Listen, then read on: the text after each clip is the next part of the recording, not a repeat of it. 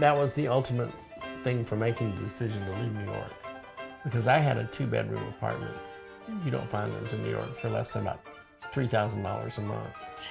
And mine was $1,600, so it was a real deal. Yeah. And of course, it was way up in Washington Heights. People know where the cloisters are in New York. I lived across the street from the cloisters. So it was a beautiful place. I hated to give it up, but at the same time, I knew it was time to come home. Mm-hmm. So I just came back home. Yeah. And that's what got me back here. And I have not stopped moving since I got here October 11th of last year. No, you haven't. You haven't. What's the next? Okay, let's see. You started off with Fantasticks. Fantasticks. It was the night I got here. At the Black I Box. drove from Florida home. That night I had a rehearsal for the Fantasticks. It opened that Thursday. Mm-hmm. The first break was Sunday after the matinee, but Sunday night was my first rehearsal at HCT for White Christmas. White Christmas, yep, you went right into that. That got me right up to Christmas, and then I started doing Floyd Collins in Charlotte, and they have a really long rehearsal schedule, and I rehearsed every night for the month of January. I drove to Charlotte and rehearsed Floyd Collins, and then I announced, okay, now we're at the point where I'll come once a week. Mm-hmm. Y'all can pick what day you want me to be here. And Michael Simmons, who's the director there, was like, can't you do 2? I said, anytime I can do 2, I will do that. But I said, let's plan on 1. And I said, I think Sundays would be great. And he goes, I do too. I said, good. he needed a little leading. Yeah. And we did that, and the show opened in April and played through May. Well, in the middle of the show opening and playing through May, we had auditions for Into the Woods. Mm-hmm. So I was doing Into the Woods any night that I wasn't going to Charlotte. Yeah. And then Floyd closed, and then it was Into the Woods every night. And that just closed. And right on the end of that, I got Charlotte's Walks the last weekend in Charlotte. So again, I was going back to Charlotte. And it's been just sort of that way ever since I got here. Plus, as you've seen here, I'm picking up students here and there, so more and more people coming for lessons, and I'm thrilled. I mean, I'm making my money as an artist again, which is very gratifying. Yes. Because in New York, I had actually taken a survival job, and I worked for this company. And well, it was most of the people who worked for this company were actors, but they actually sent us out all across the country to do market research. Oh. So I would Monday, Tuesday, Wednesday, or Tuesday, Wednesday, Thursday, maybe through the weekend, I would be in Seattle, watching people in a liquor store and just making little notes about what they were doing with it. Were they picking up the bottle? Were they reading the label? What were they doing? Yeah. And I did that whenever I wasn't doing a show, but a lot of times I would do shows in the New York region too. Because I got hired as one of the subs for that horrible show, Naked Boys Singing. So I would go and play the show whenever Jeffrey Beering, the radio musical director, was out. And then he also put me on another show of his called Danny and Sylvia, which was the Danny Kaye musical. Mm.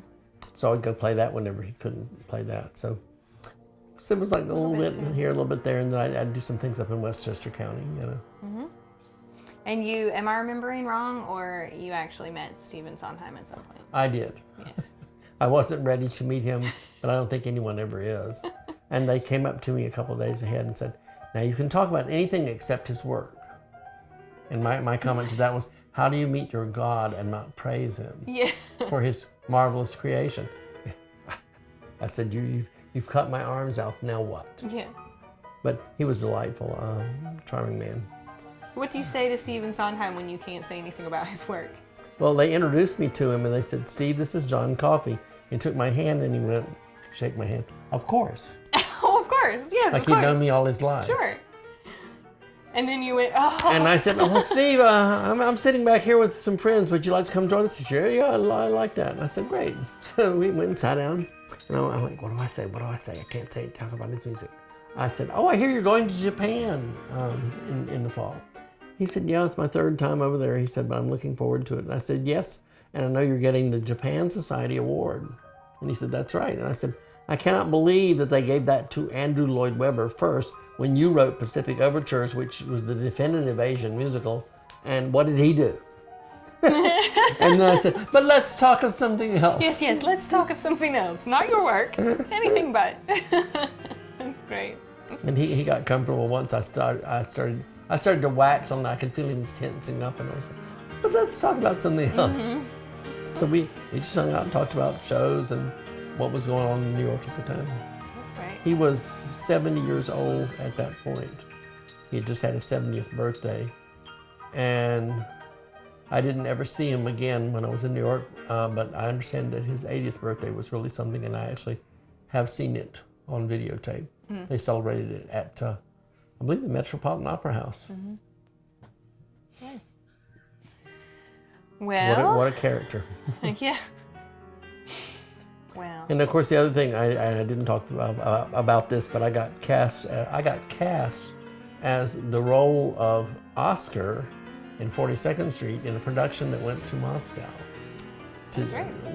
We signed our contracts for 1 year in Moscow. I was like, am I crazy doing this? And we got over there, and there was terrorism in one of the theaters, and we ended up coming home after only 4 months. But I loved that opportunity. It was an amazing place, and I worked with some amazing people from the Broadway panoply of artists that were there. So that was my other great experience of being in New York, was going to Russia. Yeah, that's great. So what do you have coming up here in the future? Well, I'm excited to say I'm doing Joseph and the Amazing Technicolor Dreamcoat. I'm actually just doing musical direction and conducting the orchestra for David Townsend and David Brown, who are the co-directors at the Green Room. Yep. That starts on September 8th, I think, or 7th or 8th. And then I'm going to relax for a little while in the late fall, and I'm having auditions early December for Quilters. And one of the reasons I'm having auditions early is because I know, having done that show before as a musical director, the music is difficult. Lots of part singing and lots of contrapuntal singing, and so I'm hoping to have a few rehearsals before January 1st with the women that we cast, to get them going on the music. Because come January 2nd, I'm supposed to go to Fayetteville to be musical director for production of Legally Blonde. Oh, so I'll be down there, and that show actually closes February 10th. So it's not like I have to go for a long time. But by February 10th, then I will be back here putting Quilters together for the stage, because I'm directing that as well as musically directing. And that's at the Green Room also? It opens in March. Great. And then, right after that, I'm playing with the Western Piedmont Symphony again. We're doing the Rachmaninoff first piano concerto, which is a piano concerto that's very dear to me, and I have never performed it with an orchestra, so I'm really excited about that. And right after that, or possibly during it, but hopefully not too much during it, I'm going to be musically directing Dr. Doolittle at HCT. Community Theater, yeah. So that's the year. Yeah. Well, one of the things that I love about what you're doing and what you do in the community is that you are not nailed into one area. You're all over the place, and that's one of the big things that Hickory Art strives to do too. Is we want to be that's why it's so appealing to me, right.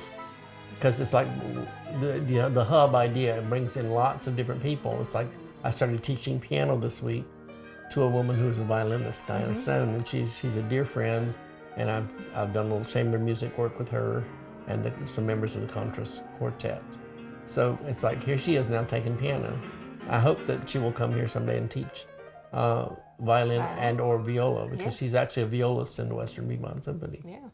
So we're all floating around in these different orbits, but we intersect all the time, and it's why not make the best of that? Yeah, I think the arts. I think everyone should be supportive of each other, and we should use the resources we have instead of trying to hang on to them and keep them for ourselves. Yeah. And that's great. Absolutely. Yeah. Well, thank you for sitting down with me. Well, thank you. It's a daunting year looking ahead. Going, oh my gosh, I gotta practice. Which is what I think I was doing when you came in the door today. You were playing something when I came in the door. I was talking my mouth. Okay.